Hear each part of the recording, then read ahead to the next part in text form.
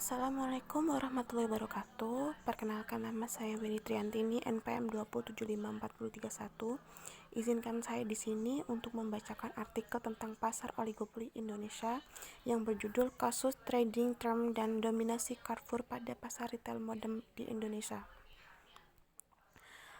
Latar belakangnya, industri retail memerlukan perhatian khusus setelah pasar modern mulai mendominasi pasar retail di Indonesia. Titik masuknya pemain raksasa di dunia ke Indonesia membawa perubahan besar industri retail. Praktek-praktek bisnis modern yang belum pernah terjadi di Indonesia mulai terlihat di industri retail Indonesia, diwarnai dengan datangnya Carrefour ke Indonesia pada 1998 saat negeri ini dilanda krisis ekonomi. Masuknya Carrefour ke Indonesia ini sebagai bagian dari paket International Monetary Fund atau IMF ketika memberikan bantuan finansial ke Indonesia. Pada awalnya, Carrefour membawa keajaiban bagi manusia atau masyarakat Indonesia, utamanya di Jakarta, karena kemampuan memberikan harga sangat murah sehingga warung di pinggir jalan pun harganya kalah murah.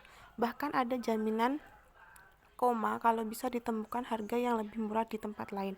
Carrefour senilai 674 miliar pada Januari 2008. Setelah akuisisi itu, penguasaan pasar hulu atau upstream Carrefour naik dari 44,74% menjadi 66,73%. Dominasi pasar dan strategi lower prices ini menimbulkan dengan pelanggaran monopoli dan syarat perdagangan trading term. Larangan monopoli tercantum dalam UU Nomor 5 Tahun 1999 tentang larangan monopoli pasar 17 dan 25. Sedangkan larangan trading term tertera dalam Peraturan Materi Perdagangan atau Permendak Nomor 53 Tahun 2008. Ketentuan trading term menyangkut penentuan besaran potongan harga tetap atau fixed rebate, potongan harga khusus kondisional rebate, dan biaya barang leasing fee. Keyword pasar retail Carrefour, downstream, upstream, trading term. Permasalahan berdasarkan latar belakang yang disoroti oleh KPPU pasca Carrefour mengakuisisi Alfa Retalindo. Penguasaan pasar yang mendapat industri retail nasional, pengaturan zonasi tempat usaha yang merugikan pedagang tradisional, pemberlakuan trading term yang merugikan pemasok lokal. Landasan teori, pasar tidak sempurna. Pasar persaingan tidak sempurna adalah pasar atau industri yang terdiri dari produsen yang mempunyai kekuasaan pasar atau mampu mengendalikan harga output di pasar. Letak pasar persaingan tidak sempurna adalah di antara dua kutub pasar yang mempunyai perbedaan yang sangat ekstrim. Pasar persaingan tidak sempurna berada di tengah pasar persaingan sempurna dan pasar monopoli seperti berikut. Apabila kita membedakan pasar berdasarkan strukturnya, maka pasar dapat dikelompokkan menjadi 3 macam. Yang pertama, pasar persaingan sempurna. Yang kedua, pasar persaingan tidak sempurna. Yang ketiga, pasar monopoli. Pasar persaingan tidak sempurna dan pasar monopoli, struktur pasarnya terdiri dari dua kutub yang berbeda, yaitu pasar persaingan sempurna dan monopoli. Pasar persaingan tidak sempurna terletak di antara kedua kutub tersebut yang umumnya dikelompokkan menjadi beberapa macam, yaitu pasar monopolistik, pasar oligopoli, dan pasar bergejolak atau unstable market. Konsep pasar oligopoli. Pasar oligopoli adalah suatu bentuk pasar persaingan tidak sempurna di mana penawaran satu jenis barang dikuasai oleh beberapa perusahaan. Umumnya jumlah perusahaan lebih dari 2 tetapi kurang dari 10. Tiap-tiap perusahaan menetapkan kebijaksanaan sendiri dan setiap aksi dari suatu perusahaan seperti mengadakan perubahan harga akan direspon oleh penguasaan lainnya karena setiap perusahaan yang ada dalam pasar, yakni bahwa kebijaksanaan suatu perusahaan akan mempengaruhi penjualan dan ketentuan perusahaan lainnya. Dalam pasar oligopoli, setiap perusahaan memposisikan dirinya sebagai bagian yang terikat dengan permainan pasar di mana keuntungan yang mereka dapatkan tergantung dari tindak tanduk pesaing mereka.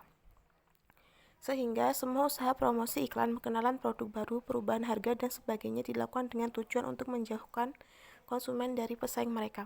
Faktor utama yang menyebabkan terjadinya oligopoli ini adalah keberhasilan mengelola perusahaan sedemikian rupa, sehingga mempunyai skala ekonomi yang menyebabkan efisiensi dan keberhasilan dalam promosi penjualan. Dalam jangka panjang menyebabkan bertambahnya pangsa pasar. Praktek oligopoli umumnya dilakukan sebagai salah Satu upaya untuk menahan perusahaan-perusahaan potensial untuk masuk ke dalam pasar.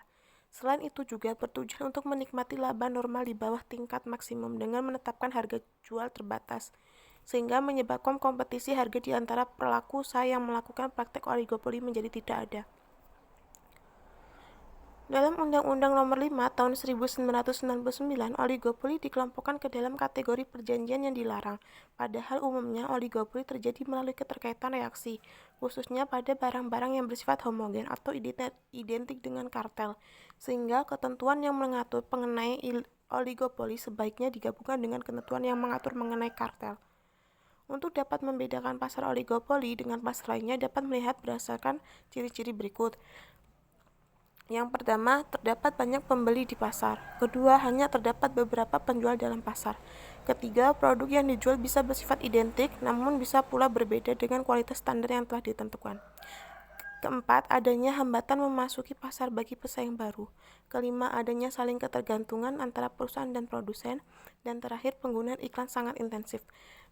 Di Indonesia, pasar hipermarket, pasar semen, pasar layanan operator seluler, pasar otomotif, serta pasar yang bergerak dalam industri berat produk layanan operator seluler GSM dan CDMA di Indonesia dapat dikelompokkan dalam pasar oligopoli. Jenis pasar di oligopoli berdasarkan produk yang diperdagangkan. Pasar oligopoli dapat dibedakan menjadi dua, yaitu pertama, pasar oligopoli murni atau pure oligopoli merupakan praktek oligopoli di mana barang yang diperdagangkan merupakan barang yang bersifat identik. Misalnya, praktek oligopoli pada produk air mineral dalam kemasan atau semen.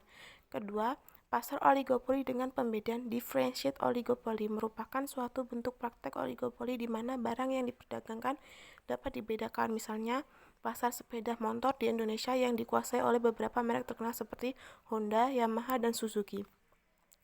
Model oligopoli kolusif adalah pasar oligopoli di mana kartel, price leadership atau kepemimpinan harga. Oligopoli non-kolusif adalah di mana perusahaan-perusahaan yang berada dalam pasar tidak melakukan kolusi yang termasuk dalam oligopoli non-kolusif. Yang pertama, modul Carnot. Kedua, model Edward. Yang ketiga, model Cadwell. Yang terakhir, model kurva permintaan patah. Kesimpulannya adalah, yang pertama, belum adanya undang-undang yang mengatur usaha retail akan menyuburkan praktek monopoli yang dilarang dalam Undang-Undang Nomor 5 Tahun 1999 Pasal 17 Ayat 1.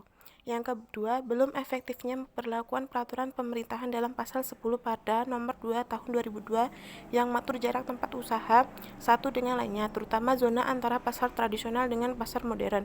Yang ketiga, Carrefour menggunakan posisi dominan baik secara langsung maupun tidak langsung untuk menetapkan trading term dengan tujuan mencegah atau menghalangi pemasok untuk menetapkan harga lebih rendah pada persaingan dan hal ini melanggar Undang-Undang Nomor 5 Tahun 1999 Pasal 25 Ayat 1A. Terima kasih. Wassalamualaikum warahmatullahi wabarakatuh.